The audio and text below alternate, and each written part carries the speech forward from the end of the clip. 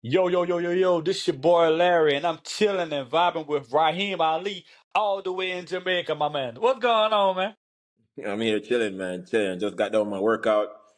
I'm just chilling right now, getting my water in, getting my medicine in, and just Yeah, getting ready to have my first meal here in about an hour or so. I appreciate you for coming on, man. I know you're very busy, man. No problem, man. Thanks for having me. So, how is Jamaica, man? How the weather is right now? Well, it's beautiful, man. I can show you real quick. That's what Jamaica is like on a regular day. Wow. Beautiful, man. Sunshine. Now it's getting closer to Christmas time. It's kind of cooling down. Really nice, man. Really nice. This is this would be peak season as well because as people try to escape the cold and the snow, they come to Jamaica and enjoy that milder weather. Very nice. Yeah, I've been there a few times, on a cruise. Okay, like a 24 hour thing or Yeah, yeah, yeah, like a 24 hour. We come, get off for a little bit, and then get back on. yeah, that's not enough time to enjoy Jamaica, man. You gotta come out and let me show you around, man. Oh yeah, I definitely gonna add on the bucket list next time I come over there though, for real, for real. So how did you get into music, man? Where it all started? So interestingly, the music thing started when I was in grad school. I went all the way up in Maine, Bangor, Maine, for grad school. And, these small college towns, not really much to do. Got in the downtown areas, one or two bars, and they're really strict on the who they let in and stuff like that. And I actually got to school late. September is when the semester starts, and I actually got there a little bit after the semester. So in the process of looking for accommodation, looking for a room, everything was booked out. So I was just like out in the cold. I even slept in my car for 2 nights. So I decided I was just gonna rent a whole house and then sublet the rooms. Right. So I know there was gonna be people still looking for rooms. I know I wasn't the only one in that position. So I rented a whole house, rented out the rooms, but I still had all this space. So I had the idea to start throwing parties. Middle of the winter, man, blizzard. The kids would come out to the parties, man. Come out to the parties, nice, clean fun. Nothing on the other side of the law. Nice and clean. And we'd be playing the music. I've been mixing in some Jamaican stuff in there. The people would go wild for it, and I grab the mic every now and then. Just kind of sing along, and that Jamaican culture, hype up the crowd, and I would get some good responses from that. I was like, I need to start doing music, man. Like that's literally where the idea came from. So I started out rapping. Actually, I was following Future, Drake, Kendrick. At the time Kevin Gates was bubbling up too. I started following Kevin Gates before he really went mainstream. So I started out rapping. Like learn how to construct songs. That's when I developed, learn how to record myself as well. You know, song structure on the beat, bar count, stuff like that. That's where I learned all that on the rap side, rap hip hop side. So fast forward now. So I did that for a couple years, just as a hobby. Not really everything I do I consider serious, but it wasn't. I wasn't really pushing for anything. Because by the time I graduated grad school, I was in the workforce now, corporate. My background is engineering, by the way. Working as an engineer, doing my rap thing on the side, and fast forward now, my son, he was getting to school age. He was approaching 3 years old, and I was living in North Carolina at the time, and his mom lived with him in Maine. So we're discussing where he's going to start school, and if you look at the statistics, North Carolina has one of the worst schooling systems in, in the United States, and Maine ain't no better either. You know, so we're pondering where we're gonna send him to school, and I just had the idea like, let's send him to school in Jamaica. Like I'm just gonna go back to Jamaica, send him to school.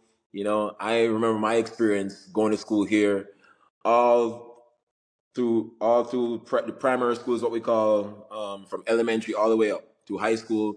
It's a great experience, man. Just the school structure in Jamaica is very good for kids. Like when you talk about a tertiary education and college, the United States is good for that. Wide variety to choose from, all different majors, etc. But for kids, lower education, like Jamaica is where it's at. So made that decision. His mom and I agreed, and we brought him to Jamaica. So started him off school in Jamaica.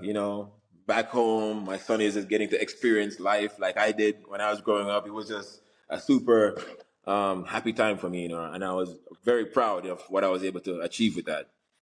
Yeah, Music's still my passion, and now I'm in Jamaica. Now I'm in the Mecca for dancehall music and a genre of music that influences the world, and a lot of crossover songs, very influential music. I was like, I'm Jamaican. I'm in Jamaica. Let me just make the transition, and I always had the dancehall influence in my rap music as well. So let me just go straight dancehall. Let me just go straight hardcore, back to the roots. In the streets, just pushing the music, dropping the music and foundation beat, learning, relearning, song structures and the dancehall in the dancehall framework. Know what I mean? So that's when I decided to like pick up the dance hall and just take it very serious, like in the mecca of the birthplace of dancehall and reggae music. So that's where I'm at right now in Jamaica now, just still learning the craft, still learning about the music, and just dropping my songs, man, dropping my songs, make sure the visuals are there, and just trying to do the right thing, building my team as well. So it's all there, man. It's a learning process. it is. That song you got out now, man. With the video. Oh, that was Fully hard. rich. That Fully Rich. How did that song come about, man? Like, what were you thinking during that moment when you was writing it? So as I was writing that song, if you look at the history of dancehall music, kind of goes through phases. Dancehall reggae music goes through phases. At one point, it was this cultural thing where conscious music, praise he John, like this. How do you? It's this we call it conscious music, conscious music where you're giving praise to Jah, giving thanks, and a lot of people were making the transitions to Rastafarianism at the time, which is the backbone of that type of music as well. So you look at the landscape of music, and you look through the years, and you see where it kind of went. The dancehall went on a lewd side as well. Like if you weren't doing something crazy as an artist, something out of the box, like nobody's looking at you, type thing. You know what I mean? So I went through, and then I asked myself, what is the status quo now in dancehall music? Like the generation that's coming up, from what I see, nobody is trying to hear any struggle music. Like what you guys consider struggle music? Like even if you're in the struggle, like you want some music, you want music to you want music that you can look forward to. Like everybody wants to Man. elevate themselves and make their lives better. You know what I mean? So you want music to kind of, you want a soundtrack to that kind of mentality. And even personally, like I don't want to hear any struggle music. I want to hear of affluence. I want to hear of riches. I want to hear of prosperity. I want to hear my kids going to the best school. I want to drive the best cars. I want to live in the best houses. I want to do the best things. So that's the motivation for the song. Fully Rich is just a soundtrack for a type of lifestyle that everybody, for the most part, aspires towards. Just a relaxed lifestyle, a soft life, as they would say. Yeah, after I heard that song, I hit you up, man. I said, I gotta have you come on, man. Appreciate And it, man. yeah, the visuals to the song, man, it was just dope. Who shot the Appreciate it, video? man. What's that? Who shot the video? Oh, that's Creative Clique. Creative Clique. They're Chad Creative. He's the director. They're the video company that's shooting all the hot videos now in Jamaica. Look them up there on Instagram, creative.clique. Super dope, man. Like all the guys that I follow in the music, my peers, I see the visuals, and I had a vision for what I wanted for my video, and I would see it, and the credits, I'll always see Creative Clique. So that's kind of what prompted me to reach out to them and secure their services, and it turned out great, man. I have no flaws, no qualms with it. So and when with you was them. growing up in Jamaica, what artists did you look up to? Or look up to today? Growing up, it was, the foundation dancehall man them, like the Bounty Killer, Ninja Man, Mad Cabra, that era, Baby Sham same way, like that era, and then it transitioned to the Vibes Cartel, the Movado, and those are the giants in the music, So heavily influenced by Vibes Cartel, I listen to his music a lot, and I just admire his worth ethic, Like he drops music, like people were saying he was using one song to kill the other song because the song doesn't even get a chance to really live out its life. He drops another banger, Like that's the type of time I'm trying to be on, Like dropping bangers. You don't give him a chance to recover. That's how you dominate.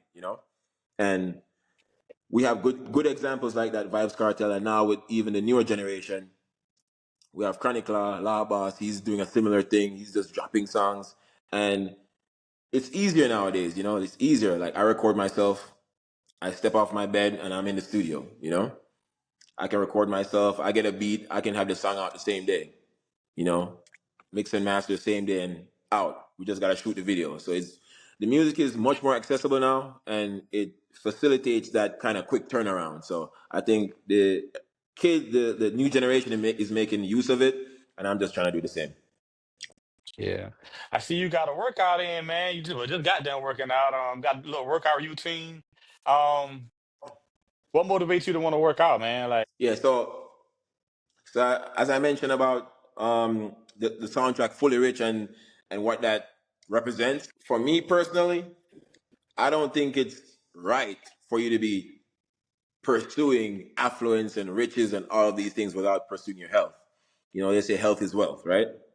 yeah. And if you really think about it, it's one of those things like being fit and being healthy and looking good because you actually put in the work. It's something that not even money can buy, you know? So I hold that at a higher value or a higher regard than even material riches. And this is something that you can't buy. You got to put in the work. Like you enter a room and somebody can look at you, and if I see somebody fit, I can look at them and I can tell you this person is one disciplined. This person is one dedicated. You know, I would be more inclined to go into business with somebody who's fit as opposed to someone who's not in a general sense of speaking, because there's certain values that you need to have to keep up and maintain a healthy lifestyle. Even the diet goes hand in hand with the physical activity and workout. Like it takes discipline to do it, and that discipline can translate throughout your life. Like a disciplined person is just a disciplined person. If you had one person you can do a collab with right now, who would it be? The great Vibes Cartel, man. Who else? Hey, we gotta make that happen. Hey, your vibes, cartel. Yeah, Go man, to get my tag him. man, link it up. So he got Jamaica on lock right now. Mm-hmm. Got that big concert coming up. That's gonna be crazy. You plan on attending? Um, I haven't decided yet. I got some friends coming from the States. They haven't decided on when they're gonna come yet. So if they come out, I'll be out there with them. But I haven't exactly decided yet. Okay. So what advice, would you give your son if he had want to pursue the rap career? What would you tell him? I would tell him basically the in the new landscape of music right now, there's no need to really wait on anyone. You don't have to wait for a producer to give you a beat. You don't have to wait for a studio to record your song. You know, you don't have to wait for anybody to put out your music with the advent of TuneCore and CD Baby and all these distribution platforms. You can really be a one man army. You know, so that's what I would advise any artist, any upcoming artist. Learn the craft where you're able to produce your own music. It doesn't make any sense you're sitting waiting for somebody to help you out, because at the end of the day, you got to bubble up yourself before people start looking in. Ain't nobody, there's no artist development anymore. You got to develop yourself and make sure you get that buzz and that clout where people can look in and then collaborate with you. So so that's the advice I would give them. Just be self-sufficient and just when you start out, you're gonna be a one man army. So you just gotta embody that and live that. Yeah. So Rahim Ali, if somebody would want to look you up, you know what I'm saying, and listen to your music, how could they?